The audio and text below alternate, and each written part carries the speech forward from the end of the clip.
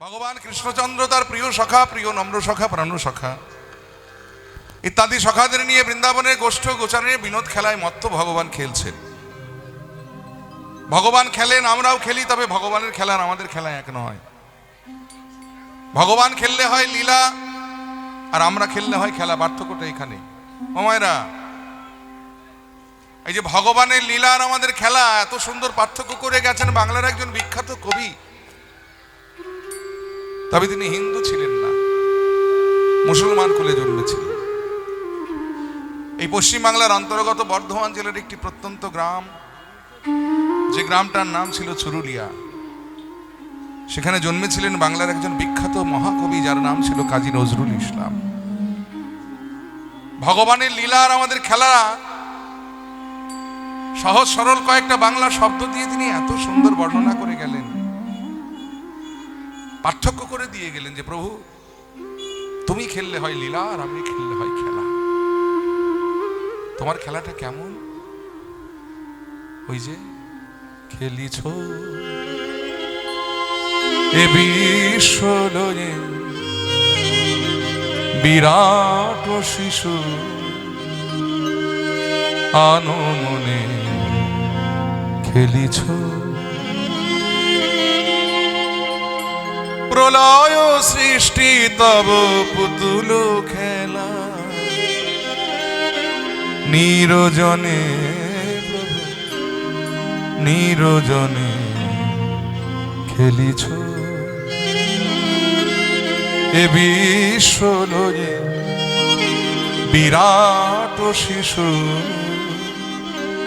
আনমনে খেলিছ। ভগবান তুমিও খেলছো, আমরাও খেলছি, তবে তোমার খেলা আর আমার খেলা এক নয়। ছেলেবেলা আমরা পুতুল খেলি না, দেখবেন মাটি দিয়ে পুতুল গড়ি, যেমন খুশি সাজাই, ইচ্ছে মতো খেলি, খেলা শেষ হয়ে গেলে আবার ভেঙে জলে ভাসিয়ে দিই। তেমনি ভগবানও পুতুল খেলছেন, তবে আমরা মাটির পুতুল নিয়ে খেলি, আর তিনি আমাদের মতো রক্ত মাংসের পুতুলগুলো নিয়ে খেলছেন। ইচ্ছে হলে গড়ছেন, যেমন খুশি সাজাচ্ছেন, ইচ্ছে মতো খেলছেন, খেলা শেষ হয়ে গেলে আবার ভেঙে জলে ভাসিয়ে দেন। আর তাই আমরা হলাম শিশু, আর তিনি হলেন বিরাট শিশু। কেন জানেন? কারণ আমরা খেলি সংসার খেলার মাঠে, আর তিনি খেলেন কোথায়? শূন্যে মহা আকাশে তুমি মগ্ন লীলা বিলাসে, শূন্যে মহান আকাশে তুমি মগ্ন লীলা বিলাসে, শূন্যে মহা আকাশে তুমি মগ্ন লীলা বিলাসে, হাসিছ খেলিছ তুমি আপন সনে, নিরজনে প্রভু নিরজনে খেলিছ এ বিশ্বলয়ে বিরাট শিশু আনমনে খেলিছ বিশ্বলয়ে বিরাট শিশু আনমনে খেলিছ, তারকার বিশ্বসী খেলে না তো হে উদাসী, পড়িয়া আছে রাঙা পায়ের কাছে রাশি রাশি। লাটিম ঘুরিয়েছেন কখনো? ঘুড়ি উড়িয়েছ? এগুলো আমাদের ছেলেবেলার খুব মাধুর্যমণ্ডিত খেলা ছিল। এখনকার ছেলেমেয়েরা এগুলো খেলে না, এখন মোবাইল নিয়ে খেলে, ল্যাপটপ নিয়ে খেলে। কিন্তু আমরা ছেলেবেলায় লাটিম ঘুরিয়েছি, ঘুড়ি উড়িয়েছি, ডান্ডা গুলি খেলেছি। কাঠের লাটিম সুতো দিয়ে প্যাচ দিয়ে ঘুরিয়ে ছেড়ে দিলে দেখবেন মাটিতে বনবন করে ঘুরতে ঘুরতে একসময় কাত হয়ে পড়ে যায়। আবার ঘুড়ি ওড়াতে গিয়ে পাশের বন্ধুর ঘুড়ির সুতোতে যদি মাঞ্জা বেশি দেওয়া থাকে, আমার ঘুড়ির সুতোর সঙ্গে লাগলেই আমার ঘুড়ির সুতো কেটে যায়। তেমনি ভগবান ও লাটিম ঘোড়া, ভগবান ও ঘুড়ি ওড়া। তবে ভগবান যে লাটিমটা ঘুরিয়েছেন, জীবনে একবার ঘুরিয়েছেন, জন্ম জন্মান্তর ধরে ঘুরছে। আবার ভগবান যে ঘুড়িটা উড়িয়েছেন, জীবনে একবার উড়িয়েছেন, জন্ম জন্মান্তর ধরে উঠছে। তারা কারা? তারা ওই যে তারকার বিশ্বসী খেলে না তো হে উদাস পড়িয়া যাচ্ছে রাঙা পায়ের কাছে, রাশি রাশি নিত্য তুমি হে উদাস, সদা সুখে দুঃখে অবিকার, নিত্য তুমি হে উদার, সদা সুখে দুঃখে অবিকার,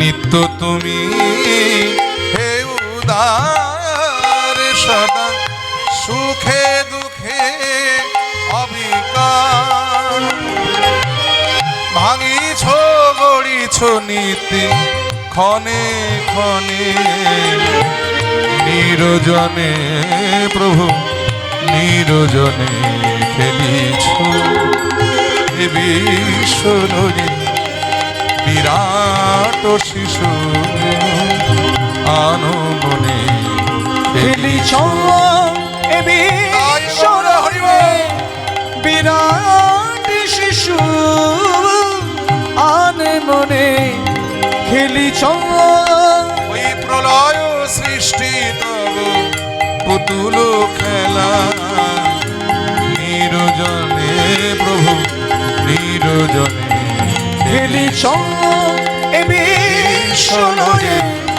বিরাট শিশু আনে মনে, খেলিছ খেলিছ খেলিছ খেলিছ। খেলিছ। তাহলে ভগবান খেললে হয় লীলা, আর আমরা খেললে হয় খেলা। পার্থক্যটা এখানে। আজও খেলছেন ভগবান। শ্রী যমুনার কুল আলো করে, বৃন্দাবনে যমুনার তীর আলো করে ভগবান আজও খেলায় মত্ত। আর এই খেলাটাও যিনি দর্শন করেছেন, ইনিও কিন্তু হিন্দু নন, মুসলমান কুলে জন্মেছেন। মুসলমান বৈষ্ণব কবি, মহাপ্রভুর একজন প্রিয় পার্ষদ ছিলেন ইনি। মহাপ্রভু এনাকে এত ভালোবাসতেন, নাম ছিল এনার নাসির মামুদ। মহাপ্রভু এনাকে এত ভালোবাসতেন যে প্রসঙ্গক্রমে একদিন বলেছিলেন যে নাসির মামুদের গ্রামের একটা কুকুরও আমার প্রিয়। নাসির মামুদ তো অনেক দূরের কথা। সেই নাসির মামুদের রচিত পদাবলী এটি। ভাবযোগ্য নয়নে ভগবানের খেলা দর্শন করে তিনি অমনি বললেন, খেলত রাম সুন্দর শ্যাম মোহন মূরতি মধুর ধাম, খেলত রাম সুন্দর শ্যাম মোহন মূরতি মধুর ধাম, খেলত রাম মূরতি মধুর ধাম, খেলত আগা খেলত আগা খেলত পাচনি কাচনি বেত্র বেনু মুরলি খুরলি গান, আগা মুরলি খোরলি গান রে, প্রিয় শ্রীদাম সুদাম মেলি তপন তনয়া তীরেতে কেলি রে, প্রিয় শ্রীরাম সুদাম মেলি আগা তপন তনয়া তীরেতে গেলি রে, প্রিয় শ্রীদাম সুদাম মেলি আজি তপন তনয়া। কোথায় খেলছেন ভগবান? তপন তনয়া তীরেতে কেলি। তপন মানে কি ও মায়েরা? সূর্য। আর তনয়া মানে কন্যা বা মেয়ে। সূর্যের কন্যা কি নাম? হ্যাঁ, এই তো, বাহ, ঠিকঠাক। সূর্যের ছেলের নাম যম, সূর্যের কন্যার নাম হলো যমুনা। ওই যে ভাইফোঁটার দিনটা মনে করলেই তো বেরিয়ে যায়। হ্যাঁ, ভাইয়ের কপালে ফোঁটা দিয়ে বলো না যে ভাইয়ের কপালে দিলাম ফোঁটা, জমির দুয়ারে পড়লো কাটা, যমুনা দেয় জমকে ফোঁটা। তাহলে যম সূর্যের পুত্র হলে যমুনা সূর্যের কন্যা। সেই তপন তনয়া তীরে থেকে লিরে শ্রীরাম সুদাম মেলে তপন তনয়া তীরে থেকে লিরে ধবলি শ্যামলি আউরি আউরি ধবলি শ্যামলি আউরে আউরে পুকরি চলত গান রে। আগা পুকরি চলত গান রে আহা ফুকরি বলে আই ধবলি, আগা পুকরি চলত বলে আই ধবলি আই শ্যামলি আগা পুকরি চলত গান রে। বয়সে কিশোর মোহন ভাত, আরে বদল ইন্দু জলদ কাতিরে। বয়সে কিশোর মোহন ভাতি বদন ইন্দু জলদ কাতিরে। এই দেখুন আজকের খেলার যিনি নায়ক, খেলার যিনি মধ্যমণি, পদকর্তা তার রূপের বর্ণনা দিচ্ছে, তাকে দেখতে কেমন? বয়সে কিশোর মোহন ভাতি, আরে বদন ইন্দু। ইন্দু মানে হলো চাঁদ, বদনখানা চাঁদের মতো। জলদ কান্তি, জলদ মানে মেঘ, কান্তি মানে অঙ্গ কান্তি, তার মেঘের মতো গায়ের বর্ণ, তাই বললেন জলদ কান্তি রে। বয়সে কিশোর মোহন ভাতি বদন ইন্দু জলদ কাতিরে। এবার তাকে সাজিয়েছে সখারা কি দিয়ে জানেন? বলে কি দিয়ে? ওই যে চারুচন্দ্রা গুঞ্জাহার, ওই চারুচন্দ্র গুঞ্জাহার, আহা চারুচন্দ্রা গুঞ্জাহার। ওই চারুচন্দ্র গুঞ্জাহার। গুঞ্জাহার মানে গুঞ্জা ফল দিয়ে মালা গাঁথা হয়েছে। গুঞ্জা ফল চেনেন মায়েরা? গুঞ্জা ফল চেনেন? চেনেন না? আচ্ছা আমি চিনিয়ে দিচ্ছি। আগেকার দিনে গ্রামে গঞ্জে বনে বাদারে অনেক হয়ে থাকতো, এখন খুব একটা দেখা যায় না, তবে সোনা মাপার জন্য স্বর্ণকারের দোকানে ব্যবহার করা হয়। কি করা হয় তো না? এখন লাগে না, আগে লাগতো। এই লাল লাল কালো কালো ছোট ছোট ফল, এক ধরনের কুচ ফল বলি আমরা ওটাকে, ওটার ভালো নাম হলো গুঞ্জা ফল। সেই গুঞ্জা ফল দিয়ে মালা গেঁথে দিন সখারা গোবিন্দকে পড়াবেন বলে। তাই চারুচন্দ্রা গুঞ্জাহার, ওই চারুচন্দ্র গুঞ্জাহার। মদন মোহন ভাঙরে আগা বদল মোহন ভালো রে। আগম নিগম বেদসার লীলাই করত গোঠ বিহার রে। আগমনি গম বেদসান লীলায় করত গোট বিহার রে। আহা নাসির মামুদ করত নাসির মামুদ করত আর, নাসির মামুদ করত ওই নাসির মামুদ করত আর। চরণে শরণ দান রে। আগা চরণে শরণ দান রে। চরণে শরণ আমি শরণে নিলাম, চরণে শরণ তোমার রাঙা চরণে শরণে নিলাম। তোমার রাঙা চরণে শরণ লীলা। আর কিছু চাই না, আর কিছু চাই না, আর কিছু চাই না, আর কিছু চাই না। তোমার চরণ বিনা আর কিছু চাই না। তোমার চরণ বিনা আর কিছু চাই না। যেন দিও না, যেন দিও না, আমি চাইলেও কিছু দিও না। আমি চাইলেও কিছু দিও না। আমি হয়তো চাইলেও কিছু চাইতে পারি, চাইলেও যেন দিও না। আমি চাইলে কিছু চাইতে পারি, চাইলেও যেন দিও না। হে গোঠ বিহার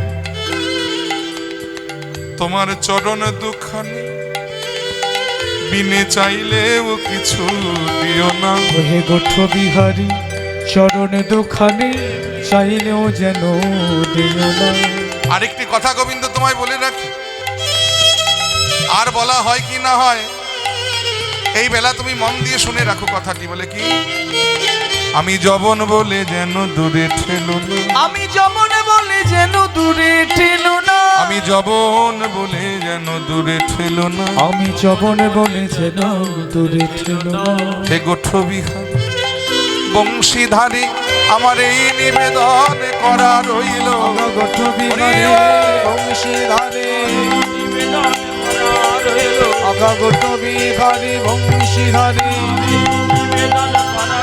আগা গোঠবিহারে বংশীধারে আগা গোঠবিহারে বংশীধারে নিবেদন করা রইল। ওই চরণ বিনে আমায় দিও না। এই ভগবান খেলছেন, ওদিকে ব্রহ্মলোকে বসে ব্রহ্মা, চতুরানন ব্রহ্মা, সৃষ্টিকর্তা ব্রহ্মা, তিনি মনে মনে চিন্তা করছেন ভগবানের ওই খেলা দেখে যে ও নাকি ভগবান। ওই যে বৃন্দাবনের বনে বনে ঘুরে ঘুরে গরু চড়িয়ে বেড়ায়, রাখাল বালকদের গোয়ালার ছেলেদের সঙ্গে খেলা করে, তাদেরকে কাঁধে নেয়, তাদের কাঁধে করে, তাদের কাঁধে চড়ে, আবার তাদের এঁটো খায়, ও নাকি ভগবান। ভগবান তো কখনো গরু চড়ান না, ভগবান তো কাউকে কাঁধে করেন না, ভগবান তো কারো এঁটো খান না, তুমি কেমন ভগবান, আমি তোমায় পরীক্ষা করব।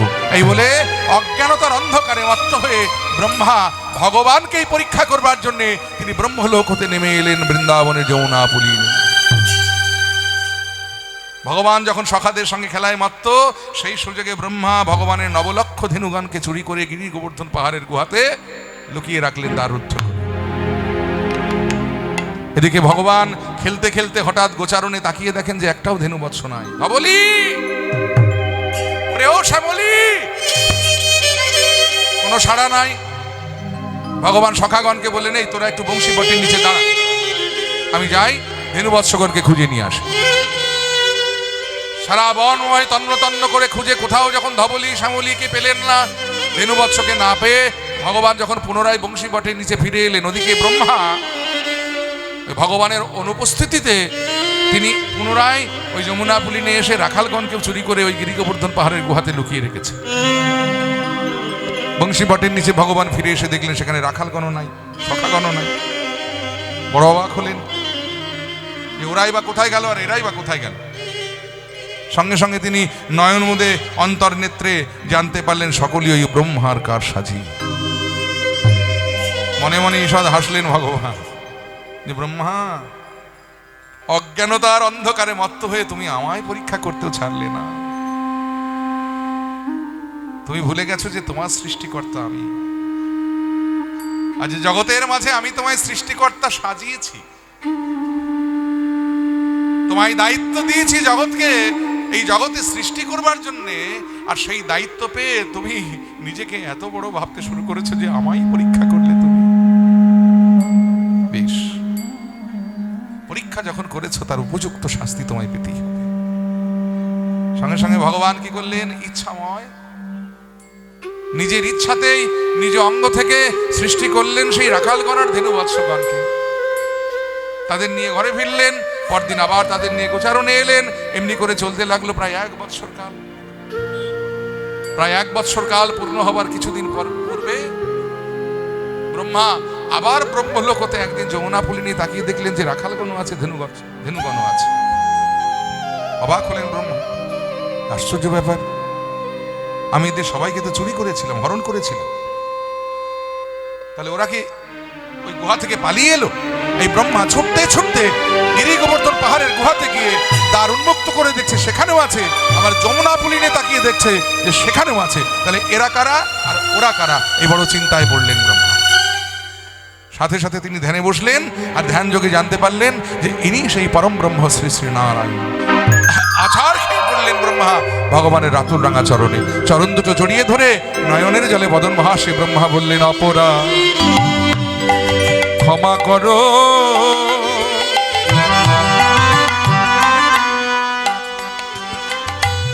ওগো প্রভু নারায়ণ, তোমার নাভি কমলে হয়েছে আমার জনম, তোমার নাভি কমলে হয়েছে আমার জন। আমার এই অপরাধ ক্ষমা কর, আমার অপরাধ ক্ষমা করো, আমার এই অপরাধ ক্ষমা কর। আমার অপরাধ ক্ষমা করো। আমি তোমায় ভুলে চিনতে নারি। ভগবান, আমি তোমায় চিনতে পারিনি। তোমার হতে আমি সৃষ্টি হয়েছি, মানে তুমি আমার পিতা আর আমি তোমার পুত্র। পুত্র যদি পিতার চরণে অপরাধ করে, পিতা কি সেই অপরাধের কথা মনে রাখে? তাই ছেলের অপরাধ বাবা না করে গ্রহ, তুমি মোরে ক্ষমা করো এই নিবেদন। আমি তোমার চরণ অপরাধী, তোমার চরণে অপরাধী, ক্ষমা করো।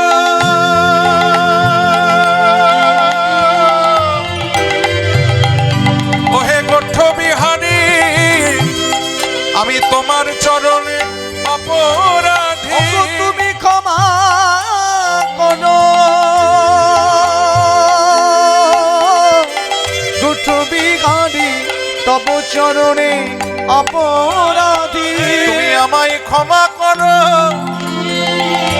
ওহে গোষ্ঠ বিহারী, তোমার চরণে আমার এই মিনতি, তুমি ক্ষমা করো গোষ্ঠ বিহারী, তোমার চরণে আমার এই মিনতি, তুমি ক্ষমা করো গোষ্ঠ বিহারী, তাই গৌর হরিব।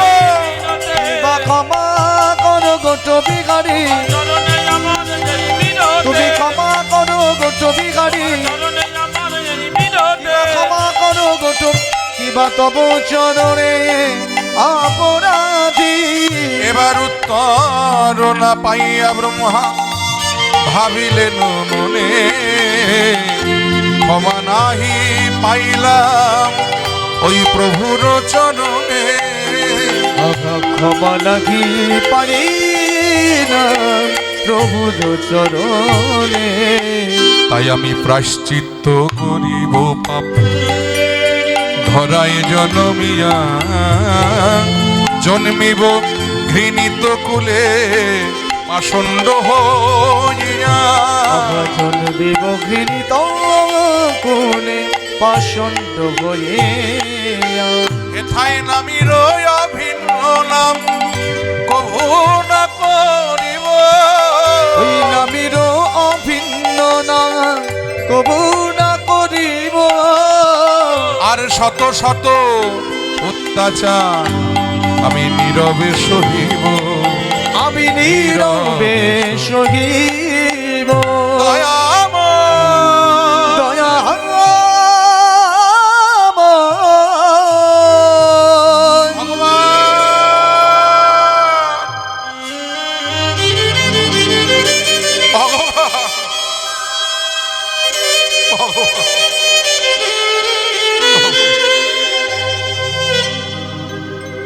অজ্ঞানতার অন্ধকারে মত্ত হয়ে আমি তোমায় চিনতে পারিনি প্রভু। অপরাধ করেছি তোমার চরণে, তুমি আমায় ক্ষমা করো, তুমি আমায় ক্ষমা করো। ভগবান হাসতে হাসতে বললে, ব্রহ্মা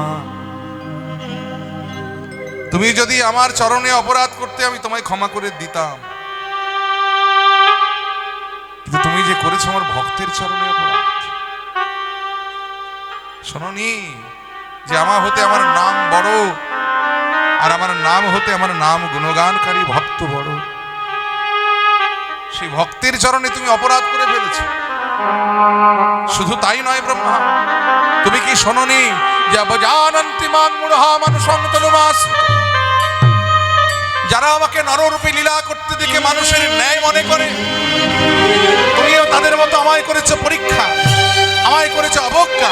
তাই তোমায় দিলাম অভিশাপ, আগত জন্মে তুমি নরকুলে গিয়ে জন্মগ্রহণ করো। ভগবান।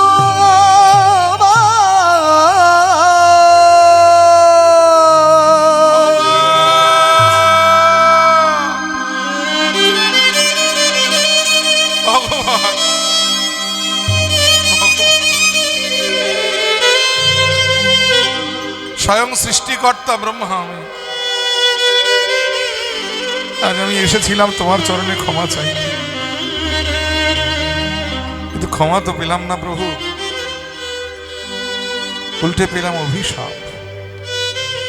দাও ঠাকুর দাও, তুমি আমায় অভিশাপ দাও, তাতে আমার দুঃখ নাই, তবে একটি প্রার্থনা তোমার চরণে আছে। বলে কি, এই জন্মে আমি যেমন তোমার লীলা মাহাত্ম্য জানতে না পেরে, বুঝতে না পেরে আমি তোমায় অবজ্ঞা করেছি, পরীক্ষা করেছি, কিন্তু কথা দাও ওই নরকুলে গিয়ে যেন আমার সেই ভুলটি না হয় ঠাকুর। আমি যেন নরকুলে গিয়ে তোমার লীলা মাহাত্ম্য জানতে পারি, বুঝতে পারি। তুমি দয়া করো, তুমি কৃপা করো। ভগবান হাসতে হাসতে বললে, ব্রহ্মা, আমার এতদিন ধারণা ছিল তুমি বড় বোকা, কিন্তু আজকে দেখলাম যে তুমি বড়ই চালাক। তুমি নরকুলে গিয়ে আমার লীলা মাহাত্ম্য জানতে বুঝতে চাইছো, কিন্তু আমি ছাড়া আমার লীলা মাহাত্ম্য তোমায় জানাবে, বোঝাবে কে? তাহলে যে আমাকেও তোমার সঙ্গে ওই নরকুলে গিয়েই জন্ম নিতে হবে। ঠিক আছে, বাসনা যখন একবার করেছো, আর নাম যখন আমার ভক্তবাঞ্ছা কল্পতরু, আমি কথা দিলাম এই বৃন্দাবন ছেড়ে নদিয়ায় গিয়ে যেদিন আমি গৌরাঙ্গ হব, ব্রহ্মা দেবী তুমি সেদিন হবে ব্রহ্ম হরিদাস। আমার লীলা মাহাত্ম্য তুমি জানতে পেরে জগৎকে দান করবে, তবে জগতে জানবে। আমি সেই দিন তোমার বাসনা পূর্ণ করব। তবে শোনো ব্রহ্মা, আমার রাখালগণ আর ধেনুবৎসগণকে চুরি করে তুমি যে আচরণ করেছো, তাতে তুমি যবনের পরিচয় দিয়েছ। তাই নরকুলে তোমার জন্ম হবে বটে, তবে জন্মাবে তুমি হিন্দু ব্রাহ্মণের ঘরে, কিন্তু পালিত হবে মুসলমানের ঘরে। আর 22 বাজারে এই শাস্তি তোমায় ভোগ করতে হবে, 22 বাজারে তোমায় বেত্রাঘাত সইতে হবে। ব্রহ্মা বললেন, প্রভু তোমার শাস্তি আমি মাথা পেতে নিলাম, কিন্তু আমার আরেকটি বাসনা আছে। কি? এই জন্মে তুমি আমায় 4খানি বদন দিয়েছো, সেই 4 বদনেও তোমার নাম করে বদনের স্বাদ আমার মেটে না। কিন্তু নরকুলে গিয়ে তো আমি 4টি বদন পাবো না, আমি পাবো মাত্র 1টি বদন। সেই এক বদনে আমি তোমার নাম করে কেমন করে বদনের স্বাদ মেটাবো? তাই আশীর্বাদ করো যে নরকুলে গিয়ে ওই 1টি বদন পেলেও সেই এক বদনে যেন আমি সারা দিনে তোমার নাম লক্ষ লক্ষ লক্ষ আর বদন ভরে উচ্চারণ করতে পারি। আজ থেকে আনুমানিক প্রায় 550 বছর পূর্বে, অধুনা বাংলাদেশের সাতক্ষীরা জেলার কেড়াগাছি বলে একটি গ্রাম, যেটা পুরাকালে যশোর জেলার বৃহত্তর যশোরের অন্তর্গত ছিল, সেই যশোরকে ভেঙে আবার খুলনা জেলা হলো। সেই খুলনা জেলার বুড়হন গ্রাম নামে পরিচিত ছিল, কিন্তু বর্তমানে ওটি সাতক্ষীরা জেলার মধ্যে পড়েছে।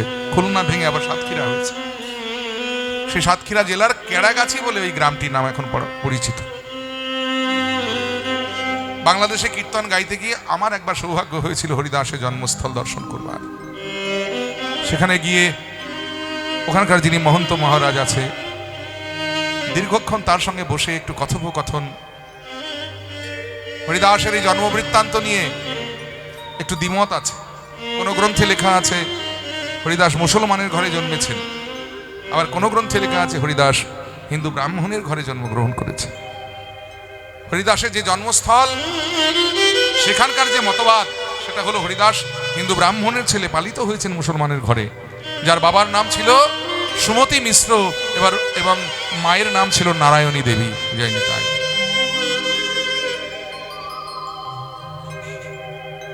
3 দিন মাত্র বয়স হলো যখন পিতৃবিয়োগ হয়ে গেল। তখনকার দিনে হিন্দু ব্রাহ্মণ সমাজের একটা কৌলিন্য প্রথা চালু ছিল যে স্বামী মারা গেলে তার স্ত্রীকে সতী প্রমাণ করবার জন্য স্বামীর চিতাতে সহমরণে যেতে হতো, যার নাম ছিল সতীদাহ প্রথা। গ্রামের যারা গণ্যমান্য ব্যক্তি, যারা সমাজের সমাজপতি, তারা ওই ছোট্ট 3 দিনের শিশুটির কথা কেউ ভাবলো না। ওর মাকেও শ্মশানে নিয়ে গিয়ে ওর পিতার চিতাতে জীবন্ত জ্বালিয়ে দেওয়া হলো। দাহ কার্য করে যখন সকলে ঘরে ফিরছেন, একজন বললেন, মোড়ল মশাই, ওই ছোট্ট শিশুটির কি হবে? পাশ থেকে একজন বলেন অত ভেবে চিনতে লাভ নেই, ওর বাবা মা যখন চলেই গেছে, মরেই গেছে, অতএব ওকে ওর বেঁচে থেকে আর লাভ কি, গলা টিপে ওকে মেরে দাও। কিন্তু সমাজপতি বললেন না, অকারণে কেন শিশু হত্যা করব, অকারণে কেন ওই পাপের ভাগীদার হব। এক কাজ করো, দুপুরবেলা উঠানের মধ্যে জল ঢেলে রোদের মধ্যে শুইয়ে দাও, ওকে মারতে হবে না, ও এমনিতেই মরে যাবে। কথা মতো দুপুরবেলা রোদের মধ্যে উঠানে জল ঢেলে ওকে শুইয়ে দেওয়া হলো। ছোট্ট শিশুটি মা মা বলে চিৎকার করে কাঁদছে। পাড়া প্রতিবেশীদের বিধান দিয়ে দিল যে ওকে কেউ স্পর্শ করলে তাকে জাতিচ্যুত হতে হবে, সেই ভয়ে কেউ ছুটেও পারল না। কিন্তু ওই পথে দিয়ে যাচ্ছিল হবিবুল্লাহ দর্জি নামক এক মুসলমান। এই হবিবুল্লাহ তিনি অনেক চেষ্টা করেও তার বেগম আমিনার কোলে এখনো একটি সন্তান দিতে পারে নাই। একে তার অতৃপ্ত পিতৃহৃদয়, তারপরে ওই ছোট্ট শিশুটির কান্না তার কানে গিয়ে যখন বিঁধল, গৃহের দ্বারে দাঁড়িয়ে চিৎকার করে বললেন, কেউ আছো গো? ছেলেটি কাঁদছে, ওকে ধরো। কিন্তু কেউ যখন এগিয়ে এলো না, একজন প্রতিবেশী বেরিয়ে বলল, মোল্লা সাহেব ওকে ধরবার কেউ নাই, কারণ ওর ত্রিকুলে কেউ নাই, ওর 3 দিন মাত্র বয়স, ওর পিতৃবিয়োগ হয়ে গেছে, সমাজপতিরা ওর মাকে সতী প্রমাণ করবার জন্য ওর পিতার চিতাতে জীবন্ত জ্বালিয়ে দিয়েছে, আর ওকে ওই উঠানের মধ্যে রোদের মধ্যে জল ঢেলে শুইয়ে দিয়েছে। আমরা যদি স্পর্শ করি, আমাদের প্রতি বিধান দেওয়া আছে, ওকে স্পর্শ করলে আমাদের জাতিচ্যুত হতে হবে। হবিবুল্লাহ হাসতে হাসতে বললেন যে আমি তো তোমাদের সমাজের কেউ নই, আমি স্পর্শ করলে তো কোনো ক্ষতি নাই। এই বলে হবিবুল্লাহ ছুটে গিয়ে ওই ছোট্ট শিশুটিকে যখন কোলে তুলে নিয়েছে, এদিকে খবরটা পাড়ায় রটে গেল। সমাজপতিরা ছুটে এলেন, চিৎকার করে বলে, মোল্লা সাহেব আপনি মুসলমান হয়ে হিন্দু ব্রাহ্মণের ছেলেকে কোলে নিয়েছেন, আজ থেকে আমরা ওকে সমাজচ্যুত করলাম, আমরা ওকে জাতিচ্যুত করলাম। হবিবুল্লাহ বললেন, বেশ, আপনাদের সমাজে যদি ওর কোনো স্থান নাই, তাহলে আমি আমার সমাজে নিয়ে যাই। ছোট্ট শিশুটিকে কোলে নিয়ে আনন্দে নাচতে নাচতে হবিবুল্লাহ যখন ঘরে ফিরে এলেন, বেগম আমিনাকে ডেকে বললে, আমিনা, আমিনা, এই দেখো আমি যেমন তোমার জন্য কি এনেছি। আমিনা তাড়াতাড়ি করে ঘরের বাইরে এসে দেখছে যে হবিবুল্লাহর কোলে ছোট্ট একটি শিশু, সদ্যজাত একটি শিশু। অমনি আমিনা চমকে উঠলেন, এ কি, কার সন্তান তুমি? না না না না, তুমি ভেবো না যে আমি চুরি করেছি, আসলে ও হলো হিন্দু কুলীন ব্রাহ্মণের ছেলে, 3 দিন হলো ওর বয়স, ওর পিতৃবিয়োগ হয়ে গেছে, ওর মাকে সমাজপতিরা সতী প্রমাণ করবার জন্য ওর পিতার চিতাতে জীবন্ত জ্বালিয়ে দিয়েছে। উঠানে শুয়ে শুয়ে কাঁদছিল, ওকে ধরবার কেউ ছিল না, আমি ছুটে গিয়ে ওকে কোলে নিয়েছিলাম বলে সমাজপতিরা ওকে জাতিচ্যুত করেছে। আমিনা, আমি তো এতদিন ধরে চেষ্টা করে তোমার কোলে একটি সন্তান দিতে পারি না, তুমি পারবে না, পারবে না এই সন্তানকে নিজের সন্তান রূপে বড় করতে। আমিনা ছুটে গিয়ে ওই ছোট্ট শিশুটিকে কোলে তুলে নিয়ে বুকে জড়িয়ে ধরে আদরের আদরে চুম্বনে চুম্বনে বদন ভরিয়ে তুলেছে। হবিবুল্লাহর পানে চেয়ে বললেন, ও আমাদের ছেলে, আমাদের সন্তান, ওর নাম কি গো? হবিবুল্লাহ বললেন, ওর তো নাম আমি জানি না, তবে ত্রিকুলে ওর তো কেউ নাই, সব তো হারিয়েছে, তাই এসো আমরা ওর নাম দিলাম হারেশ। নামকরণ হয়ে গেল। হবিবুল্লাহ আমিনার স্নেহে ধীরে ধীরে ছোট্ট হারেশ বড় হতে লাগলেন। ছেলেবেলা থেকেই তার কৃষ্ণ নামে এত প্রেম যে কৃষ্ণ নাম শুনলে অঝরে নয়নের বাড়ি বিগলিত হয়, কৃষ্ণ নাম শুনে সে পাগলের মতো কেঁদে বেড়ায়। 5 বছর যখন বয়স হলো, ছেলের এই কৃষ্ণ প্রীতি দেখে হবিবুল্লাহ মনে মনে চিন্তা করলেন যে এ ছেলেকে তো এইভাবে আটকানো যাবে না, ওকে যদি কৃষ্ণ নাম ভোলাতে হয়, ওকে মসজিদে নিয়ে গিয়ে নামাজ পড়াতে হবে। তাই হবিবুল্লাহ ছোট্ট ছোট্ট হারেসের হাত ধরে মসজিদে নিয়ে যান নামাজ পড়তে। হবিবুল্লাহ যখন সকলের সঙ্গে মসজিদে নামাজ পড়তে ব্যস্ত, আর ছোট্ট হারেস মসজিদের একটি কোণে বসে বসে তখন নয়নের জলে বদন ভাসিয়ে বলে, কৃষ্ণ কেশব কৃষ্ণ কেশব সুধা মাখা এই নাম হরি নাম, মধু মাখা এই নাম। কৃষ্ণ কেশব কৃষ্ণ কেশব সুধা মাখা এই নাম হরি নাম, মধু মাখা এই নাম। কৃষ্ণ কেশব কৃষ্ণ কেশব সুধা মাখা এই নাম হরি নাম, মধু মাখা এই নাম। কৃষ্ণ কেশব কৃষ্ণ কেশব সুধা মাখা এই নাম হরি নাম, মধু মাখা এই নাম। নাম জপরে জপরে জপরে রসনায়, জপরে জপরে জপরে রসনায়, নাম জপরে জপরে জপরে রসনায়, জপরে জপরে জপরে রসনায়। সুধা মাখা এই নাম হরি নাম, মধু মাখা এই নাম। জপরে জপরে জপরে রসনায়, জপরে জপরে জপরে রসনায়। সুধা মাখা এই নাম হরি নাম, মধু মাখা এই নাম। কৃষ্ণ কেশব কৃষ্ণ কেশব সুধা মাখা এই নাম হরি নাম, মধু মাখা এই নাম। কৃষ্ণ তাই গৌর হরি কেশব বল। কৃষ্ণ কেশব সুধা মাখা এই নাম হরি নাম, মধু মাখা এই নাম। এই নাম জপ হলো আপনারে,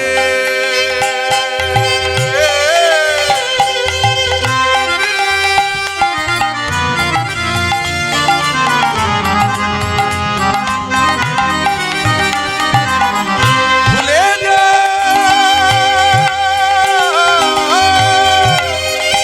ভুলে যা ভুলে যা ভুলে ভুলে যা। কে তুমি কে আমি,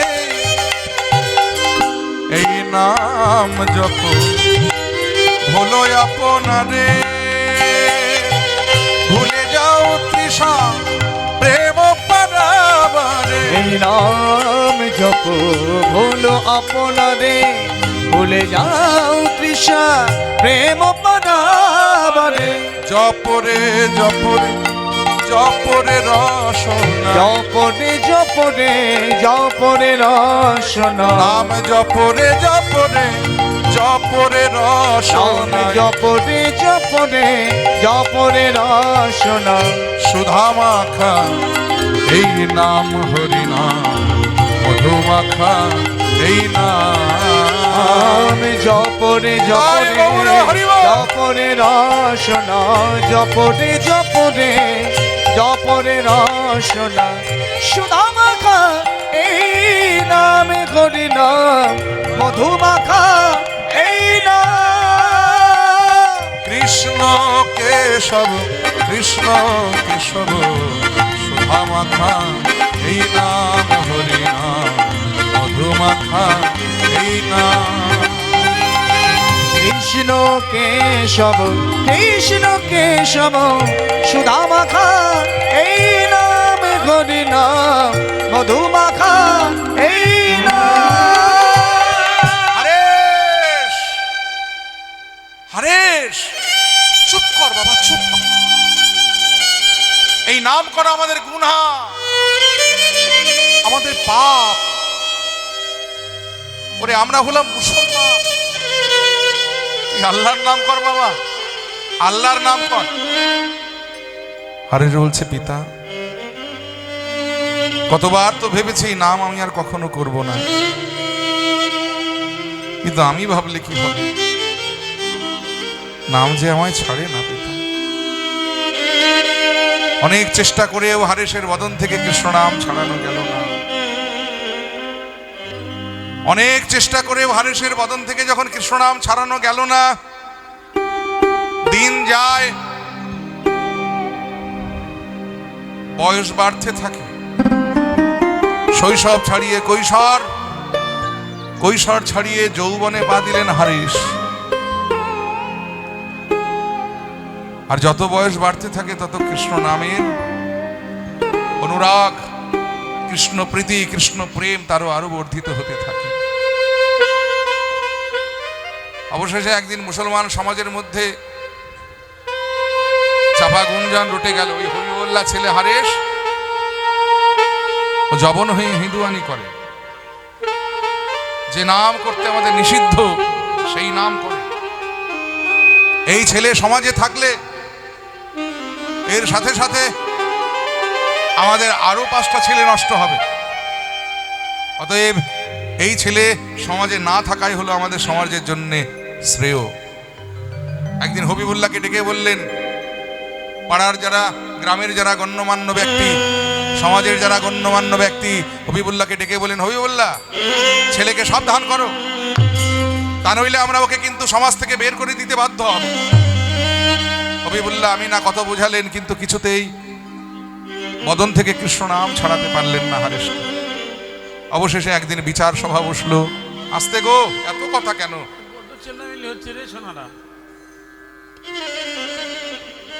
এত চিল্লামিল্লি হলে হবে কেন? একে তো রাস্তার গাড়ি ঘোড়ার এরকম আওয়াজ, তারপরে আপনারাও যদি চেঁচান, বুঝতে পারছি জায়গা কম, ভক্ত সংখ্যা অনেক বেশি হয়ে গেছে এই জায়গা আন্দাজে। এই জন্যই তো কমিটির দাদারা নতুন জায়গা খুঁজছে, যাতে আসরটা একটু বড় করা যায়। আর সেই চিন্তা করেই তারা ভিক্ষার ঝুলি নিয়ে আপনাদের কাছে যাবে।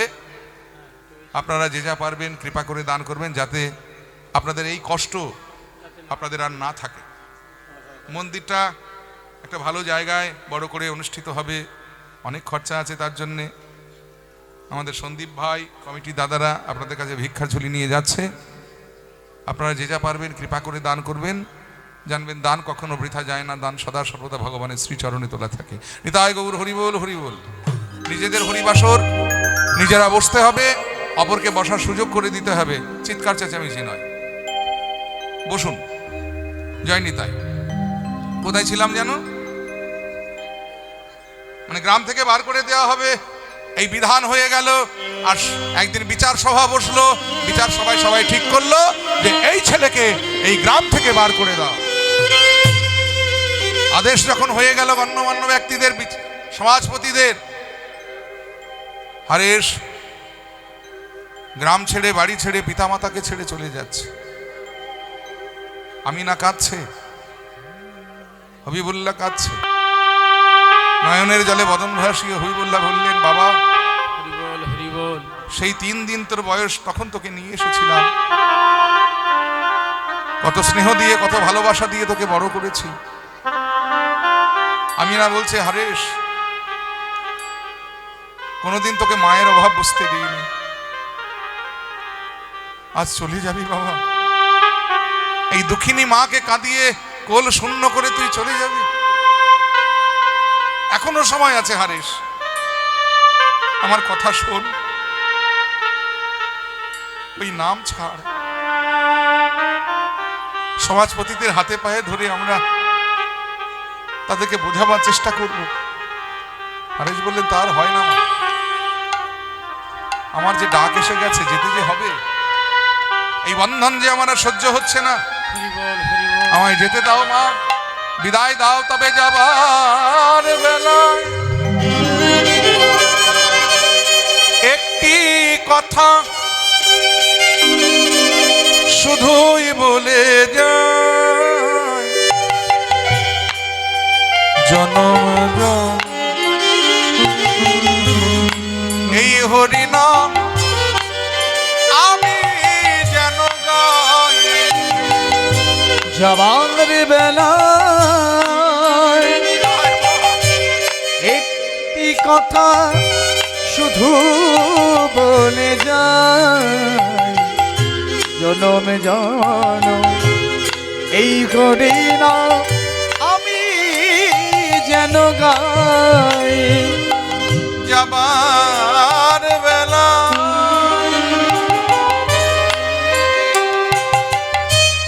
একটি কথা শুধুই বলে যায়, জনম জনম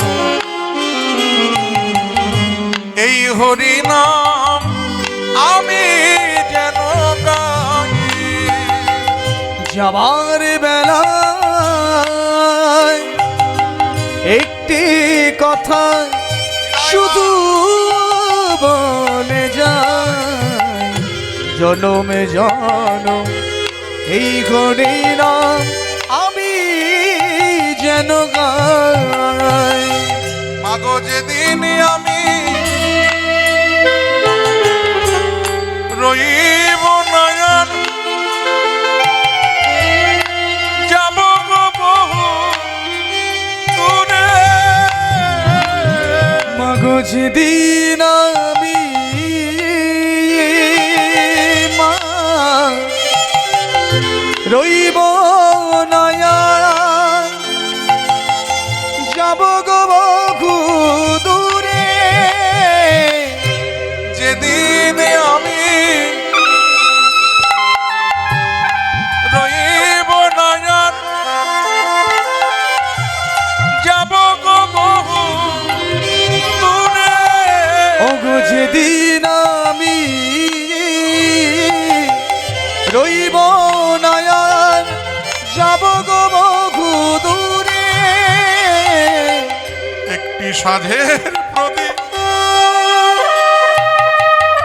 জ্বালিয়ে দিও কৃষ্ণ নামের সুরে। মাগো যেদিন আমি রইব নয়ন যাব গো বহু দূরে, সাধের প্রদীপ জ্বালিয়ে দিও কৃষ্ণ নামের সুরে। আগো আমি চলে যাই শুধু মনে যাই, আমি চলে যাই, শুধু মনে যাই, সবার ক্ষমার মাঝে যেন পাই আমি ঠাঁই। মাগো আমি চলে যাই, শুধু মনে যাই, সবার ক্ষমার মাঝে যেন পাই আমি চাই। আমি চলে যাই, আমি চলে যাই, শুধুই বলে শুধু যাই, বলে যাই, আমি চলে যাই। আমি চলে যাই। কৃষ্ণ নামের ডালি মাথায় করে, কৃষ্ণ নামকে সম্বল করে, সকল কিছু পরিত্যাগ করে, পিতা মাতাকে ছেড়ে, সংসার ছেড়ে, ঘর ছেড়ে, গ্রাম ছেড়ে, অজানা অচেনা পথের উদ্দেশ্যে হারে এসে যখন রওনা দিলেন, বদনে উচ্চারণ হচ্ছে কৃষ্ণ নাম। মুরারি মুকুন্দ জগদানন্দ নামের বর্ণে বর্ণে সুধা ঝরে। মুরারে মুকুন্দ জগদানন্দ নামের বর্ণে বর্ণে সুধা ঝরে। মুরারি মুকুন্দ জগদানন্দ নামের বর্ণে বর্ণে সুধা ঝরে।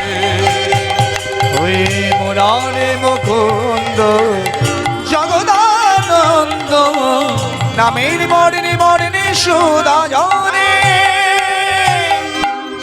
দয়াল শিরোমণি করুণা রক্ষণী দয়াল শিরোমণি করুণার খনি দয়াল শিরোমণি করুণার খনি দয়াল শিরোমণি করুণার খনি এই বিশ্বময় চরাচরে বর্ণে বর্ণে শোভা ধরে তাই গৌর হরি বল। মুকুন্দ জগদানন্দ নামের বর্ণে বর্ণে সুধা ঝরে ওই মুরারে মুকুন্দ জগদানন্দ নামের বর্ণে বর্ণে সুধা ঝরে। হুজুর হুজুর সকল যবন হিন্দু হয়ে গেল, হুজুর সকল যবন হিন্দু হয়ে গেল। বলে কেন? না ওই যে যবনের ছেলে হয়ে হিন্দুয়ানি করছে, আমাদের নিষিদ্ধ নাম ওই কৃষ্ণ নাম করে বেড়াচ্ছে। কি তার নাম? কে সে? আগে হবিবুল্লাহ ছেলে, নাম হলো তার হারেশ। এই কে আছে? এই, যা ওকে ধরে নিয়ে আয়। এই কয়েকজন পেয়াদা ছুটে গেলেন, হারেশকে ধরে নিয়ে কাজীর দরবারে এনে উপস্থিত করলেন। গোড়াই কাজী। তখনকার দিনে এই বাংলার বুকে আমরা তিনজন কাজীর নাম পেয়ে থাকি। একজন হলেন নবদ্বীপের বিচারপতি ছিলেন, যার নাম ছিল মলয় চাঁদ কাজী, যিনি মহাপ্রভুর হাতে উদ্ধার হয়েছিলেন। আর একজন হলেন এই গোড়াই কাজী, যিনি ছিলেন পান্ডুয়ার কাজী। এনার ভালো নাম ছিল দুর্মুখ কাজী, ডাক নাম ছিল গোড়াই কাজী। আর একজন কাজীকে আমরা পেয়ে থাকি, তবে তাকে আমরা নাটক নভেলে বেশি পেয়ে থাকি, যার নাম ছিল ভাবনা কাজী। ওই যে সোনাই দিঘি মনে আছে, ভাবনা কাজী। এই তিন কাজীর নাম আমরা বাংলার বুকে সেই সময় পেয়েছি। এই পান্ডুয়ার কাজী, গোড়াই কাজী, তার দরবারে গিয়ে মুসলমান ভাইয়েরা যখন নালিশ জ্বালানের হারেশের নামে, তখন পেয়াদারা গিয়ে, কাজীর পেয়াদারা গিয়ে হারেশকে ধরে নিয়ে এলেন, কাজীর সম্মুখে উপস্থিত করলেন। হারেশ করজোরে কাজীর সম্মুখে দাঁড়িয়েছে। কাজী সাহেব বললে, তুমি নাকি জবন হয়ে হিন্দুয়ানি করো, নাম তোমাকে ছাড়তে হবে। হুজুর, আমি তো কতবার ভেবেছি নাম আমি আর করব না, কিন্তু আমি ভাবলে কি হয়, নাম যে আমায় ছাড়ে না হুজুর। ও তাহলে তুমি ছাড়বে না ওই নাম? হুজুর, আপনি হয়তো আমার বদনের কৃষ্ণ নাম বন্ধ করতে পারবেন, কিন্তু আমার হৃদয় মাঝে যে দিবানিশি কৃষ্ণ নাম হচ্ছে, সেই নামকে আপনি কেমন করে বন্ধ করবেন হুজুর? ও তাহলে তুমি ছাড়বে না কৃষ্ণ নাম? এই কে আছিস? ওকে নিয়ে যা, ওকে পান্ডুয়ার 22 বাজারে নিয়ে যা, ওকে বেত্রাঘাত কর।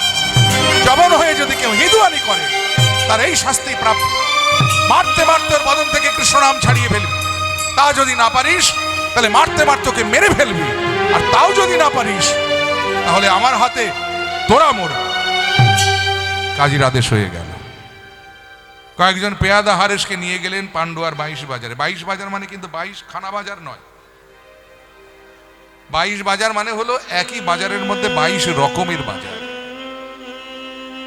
দেখবেন আগেকার দিনে বড় বড় হাটে এরকম বাজার হতো না, একটা হাট, বড় হাট, সেখানে বিভিন্ন প্রকারের বাজার, কোথাও বাঁশের হাট, কোথাও ধানের হাট, কোথাও চালের হাট, কোথাও সবজির হাট। সেই রকম পান্ডুয়ার 22 বাজার তখনকার দিনে খুব বিখ্যাত বাজার ছিল। সেই 22 বাজারে নিয়ে যাওয়া হলো হারেশকে।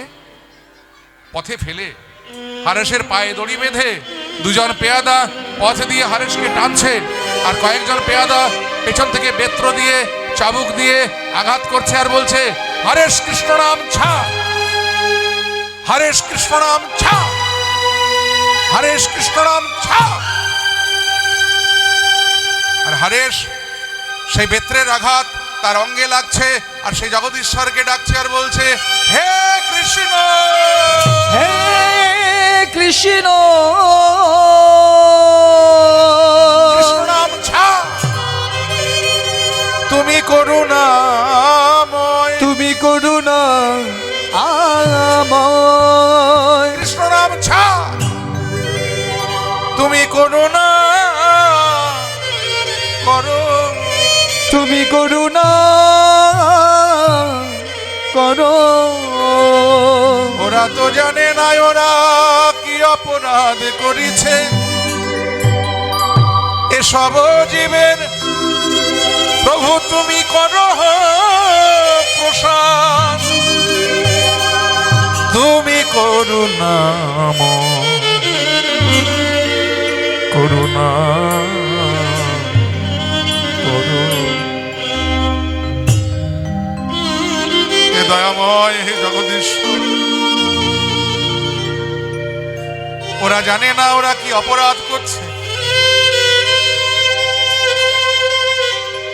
ওরা ভাবছে ওরা আমায় মারছে, কিন্তু আমি তো জানি প্রভু যে সব মারগুলো তোমার অঙ্গে গিয়ে পড়ছে। কারণ ওরা তো জানে না যে আমি আমার দেহটা তোমায় সঁপে দিয়েছি। আমার অঙ্গের প্রত্যেকটি আঘাত তুমি তোমার অঙ্গে গ্রহণ করছো দয়াময়।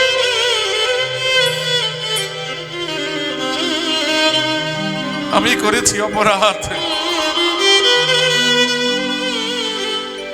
আর আমার সন্তাপ,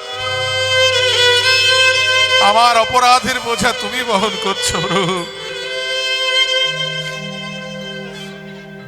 হরিণ আমার মানস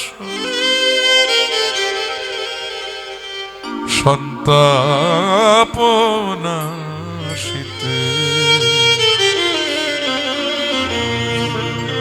ইথে যদি তোমার দুঃখ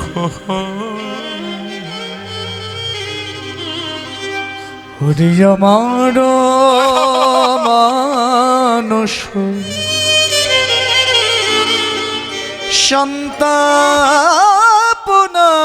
সন্তাপনাশিতে, ইথে যদি তোমার দুঃখ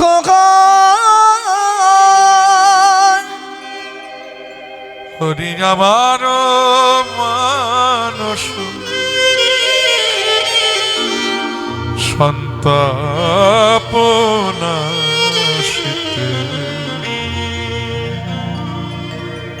ইথে যদি তোমার দুঃখ হরি আমার মানস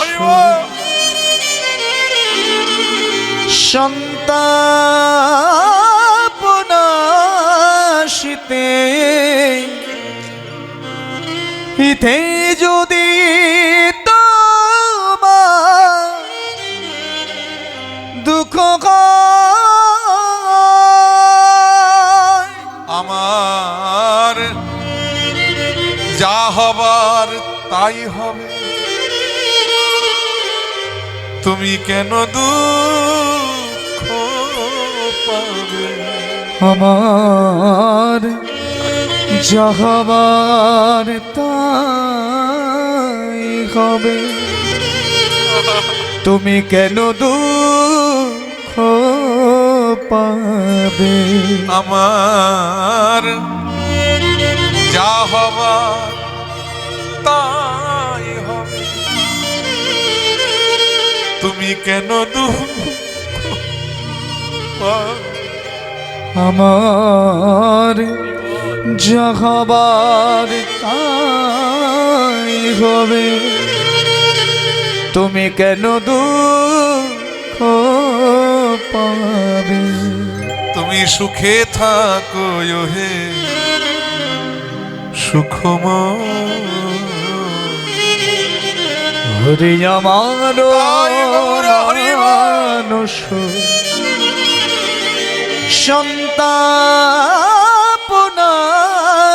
সন্তাপনাশিতে, ইথে যদি তোমার দুঃখ আমায় ফেলে বন্ধুহীন দেশে কোথা রইলে হরি, তুমি কোথা রইলে বসে। আমায় ফেলে একা বন্ধু হীন দেশে কোথা রইলে হরি তুমি কোথা রইলে বসে আমায় ফেলে একা বন্ধুহীন দেশে কোথা রইলে হরি তুমি কোথা রইলে বসে আমায় ফেলে একা বন্ধুহীন দেশে কোথা রইলে হরি তুমি কোথা রইলে বসে আমি তোমারই উদ্দেশ ফিরি দেশে দেশে আমি তোমার উদ্দেশে ফিরি দেশে দেশে আমি কবে পাবো নব পরিচয় হরি আমার মানস তাই গৌর হরি বল সন্তাপনাশিতে